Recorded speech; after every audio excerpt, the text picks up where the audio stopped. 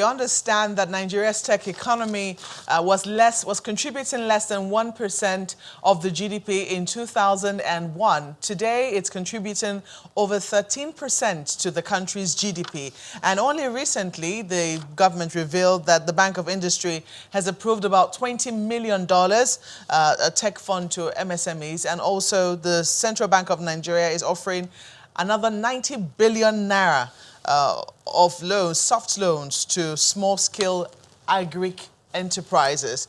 We have this morning with us Mr. Ife Adebayo, who is a special assistant to the Vice President on Innovation, to shed a little more light on what these monies will be meant to achieve. You're welcome to Sunrise Daily. Thank you very much, Mape. So this huge amount of money, what is the target for the technology industry? So the main focus is to build the tech ecosystem and help the ecosystem to contribute more to the economy. Like you had mentioned, its GDP contributions earlier. When the government first came in its first term in 2015, one of the core things that we looked at was how we can use technology as an enabler across all the various sectors of the economy to improve the output and to improve the ability of those sectors of the economy to grow, basically. The last 4 years was actually spent doing a couple of things around building a foundation. So one of the key things that was done was the National Ict Policy that was launched by the Honorable Minister of Communications and Digital Economy, Dr. Pantami, just a few weeks ago. Also, we had the Strategic Framework and Implementation Plan for Job Creation that was driven by the Office of the Vice President and was supported by development partners within that period, in which ICT was identified as one of the sectors that could spur growth across the country. So we built all those foundations looking at what the issues were. We had some specific interventions also under the Social Investment Program, for example, that was focused on human capital development, focused on support for innovation hubs, etc. So right now, the target is 4 key pillars, 4 key areas that we're looking at to now focus on. One is do more around the human capital development part of things, see how we can provide necessary skills. Second is investments. How do we provide investments and grants to companies that takes them to the point where they're then attractive to venture capitals and other investors. The third is infrastructure. How do we support workspaces for young people? How do we support innovation centers and innovation hubs across the country? While the fourth is enabling environment. You know, there's this perception about, you hear, for example, in Lagos that, oh, SARS is picking up boys with laptops. You know, software developers are sort of becoming very bothered about moving around. So how do we create an enabling environment that encourages the tech ecosystem and encourages people to get into the system and also bridges the gap between policy and what the ecosystem needs. So where are we in the journey to this target? So you mentioned capacity development, you've mentioned infrastructure, and you've also talked about laying the foundation. For instance, what does the ICT policy or the IT policy involve as launched by the Communications and Digital Economy Minister? So the ICT policy is basically looking at what the government is going to do. And the ICT policy actually covers all these areas that I've spoken about before. So when you look at innovation activity across the country, in 2018, for example, tech startups raised about $180 million in investments in Nigeria.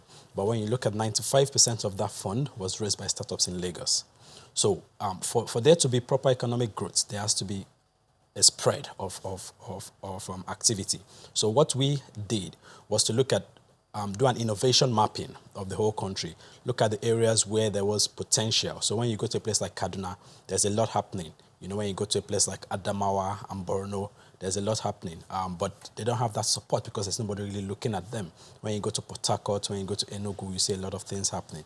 So the target now is to pull in necessary investments, pull in necessary funds to be able to have a spread of activities across the whole country. And when you say where we are on human capital development, there's a lot of work going on. We have organizations like Andela, for example, that is doing a lot of work. And then you find graduates from universities who studied computer engineering, computer science, who are also doing a lot. But what we're now looking at is how can we look at the skills gap, especially the global skills gap, and how can we train specifically to those specific needs of the global technology ecosystem. Are we looking to do it within a formal system, or do we think that we need to create separate training facilities to be able to achieve that? So one of the key things that we've done in government under President Muhammadu Buhari, and now under the leadership of Dr. Pantami, is to find the middle ground between the role of government and the role of the private sector. So on human capital development, one of the key things that we're looking at is a situation where we look at existing private sector organizations that are doing a lot within the human capital development space and technology, and how we can support them. But also look at the institutions, the universities, and look at how we can support them. Because for a country as large as Nigeria, to achieve the kind of scale that we require, there is no way we can do it without involving the institutions. Well, why are we going up all the way to the universities? Why not the secondary schools? So the primary, secondary school level, there will be a lot of infusion at that stage also. But you know, the people from the primary and secondary school, they're still within, and they're still studying. So I'm speaking about those that were ready to start to push into the job market. However, when you look at under the social investment programs, we have the STEAM junior program, which is focused on introducing coding into schools. Just recently, the Ministry of Education and Google came to an agreement, and there was some addition of some of the technology content into the curriculum for primary education. Just a few weeks ago, the government advisor for EMEA for Google was with the vice president, and had informed the vice president of the plan to work with an innovation hub in Abuja. So I have 200 STEAM boxes spread across the country to support education in underserved areas and in unreached areas. So the primary and secondary schools are not left out of the whole equation. And I should add also that about 2 years ago, we started a conversation with the Bank of Industry around the innovation fund, which was announced. And the target of that innovation fund is actually not 20 million, it's actually $500 million. So that conversation is a joint conversation of the Bank of Industry with the African Development Bank. So the African Development Bank is currently in the feasibility study stage of their own process. The Bank of Industry has their own fund, and the idea is to crowdsource this fund. So Bank of Industry has $20 million. The African Development Bank will put some money aside from its own pot also, and then we'll bring it together. Is that what this $20 million is about? Yes, so that's part of what the $20 million is. So it's not yet readily accessible. Is that what you're saying? So the Bank of Industry pot has been approved by the Bank of Industry board, and is accessible. That's for the Bank of Industry pot. But the African Development Bank pot is still undergoing its feasibility study process.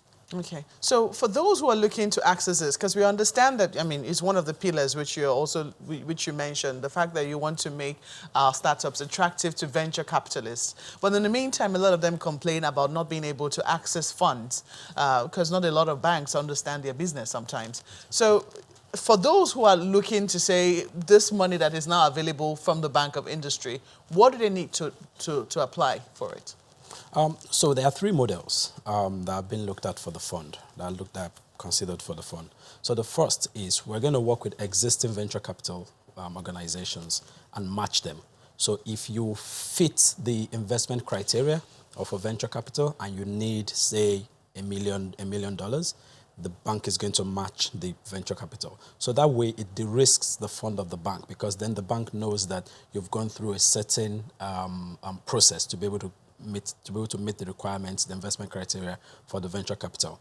The second option is the direct investment within these businesses, which will also be subject to certain investment criteria. Sorry, say the first one again. In other words, you have to have venture capitalists willing to invest in your business before the Bank of Industry will match it with whatever it is the venture capitalists are bringing. Exactly.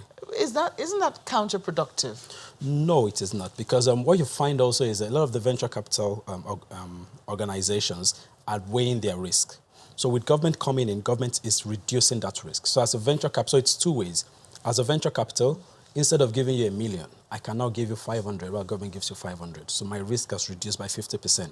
And also as a startup, instead of giving equity of, say, 20% to a venture capital who will have given me $1 million, I can now give you just 10% because I'm also getting 500 from government, which doesn't require equity. Okay. So the second way you were talking So the about, second direct model, investment. yeah, the second model is direct investment from the fund itself in the startups. With the direct investment, is the fund that is the government innovation fund itself that is going directly into the startups. And in this, there will be various options. So there will be the option of grants for those of them who are totally at an early stage. There will be the option of equity also, which will mean giving a part of your business to the fund. And then there will be the option of debt, which means you take a loan and then you pay back at a certain period of time. In all of this, is there a direction in which we're telling our technology companies to look? Or are we saying it doesn't matter what area you decide to take, just develop something in that for that particular area? Or do we have a focus considering the many challenges that we face as a country? There is no specific focus, just that your business must be scalable, must be solving a local problem, and must have the ability to be profitable, must be sustainable and profitable, must have the potentials to be sustainable and profitable. And then when you look at experience over the years, you find that traditional banks and even traditional government development finance institutions don't have the necessary expertise to identify these points, these 3 points I just laid out. And that's where the experience of the existing venture capitals and angel investors come in. Moving forward, this is where we currently are. You talked about the business environment, which is very important.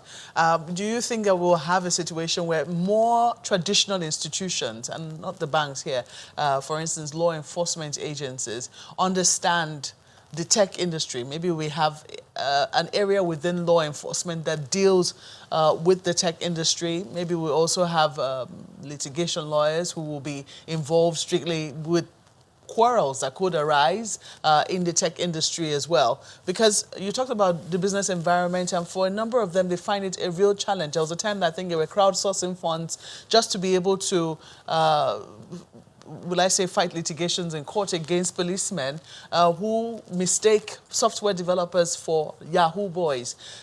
How are you handling that challenge? There is a lot of education that's going to need to be done across board.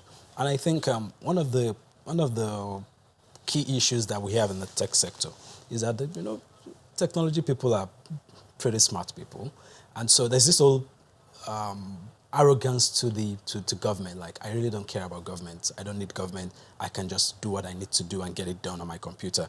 So that has to change. So the reason you have the farmers, for example, being able to extract things from governments because they come together as an association. The reason you have doctors being able to make demands, teachers, lecturers, is because they come together. So the tech ecosystem must first and foremost learn to come together and make their demands of government. On the issue of the police harassment, etc., I know Dr. Pantami has been at the forefront of this and is having engagements with the different law enforcement agencies about this. This is one of the key areas that has been very bothersome for us in government. And education, constant engagement with the law enforcement is currently ongoing on that. What about the general improvements in the business environment? You understand that only recently certain regulatory bodies were also in a meeting with the Vice President, NAFDAC, and I think SON, and a number of them, saying that they are now ready to register tech startups which are looking to be in the food industry, etc. Are you able to measure their level of commitment? Because sometimes these things only end at word of mouth commitment. Are you able to trace, for instance, the commitments that these people make at such meetings with the experience of those who actually go to them to register? Yes, so that's something that must be done, because beyond the commitment, what you also find over time is that it may also be a case of understanding a lot of the time for a couple of these agencies. So constant engagement with them from the ecosystem, learning how things should be done for us in the tech ecosystem as opposed to the traditional way of doing things. And I'll give a simple example. You have, for example, Standard Organization of Nigeria wanting to look at a factory and look at the basic processes for certifying the factory. But as a tech guy, I don't really have a factory. I probably have a data center. So what you're coming to look at is different. The standards you're looking for are different. So it's about education and constant engagement. It's a to and fro issue. Both the government agencies and the ecosystem must engage to find the right middle ground for this. Let's go to Lagos now and take another guest who is on the phone. Chamberlain? Well, yes, indeed. We do have Prince Degun Agbade. He's on the line. He's the president of the National Association of Small and Medium Scale Enterprises. Good morning, Prince, and thank you for joining us today. Well, the authorities, the government, they're putting in place some of these measures such that the MSMEs such as yours can leverage on this. Could you just tell us, how is your group, your association, positioning or leveraging, taking advantage of this initiative that the government has put in place? Yeah, thank you so much, Ayo. It's a good news, it's a good thing that all these monies have been set aside. The first one, $20 million BOI, and $90 million for CBN. Now, to give it to the current government, the setting up is beautiful, and we've had several setups like this in the past. But the trouble is implementation. I listened to Ife just on this same program now, talking about the models of operandi. How do we execute? The trouble before now is that we have not been able to access these funds. As president of Nigerian Association of Small and Medium Enterprise, I'm privileged to be in some of the committees, and we know what the government is doing. But in the other areas, like ease of doing business, yes, we are making some impact. But in this funding, there is a lot of gap to be bridged.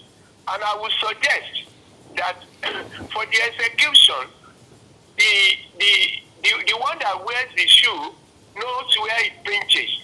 They should involve the practitioners.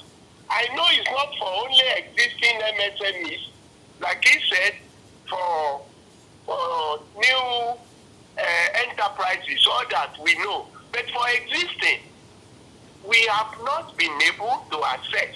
And all this money being set aside is beautiful, it's good. I mean, it encourages us. But execution is the issue. And like I said, if we are involved, we'll be able to suggest ways to make it more accessible. So, sorry, Prince, if I could jump in quickly, are you suggesting that you were not involved before the authorities arrived at this decision?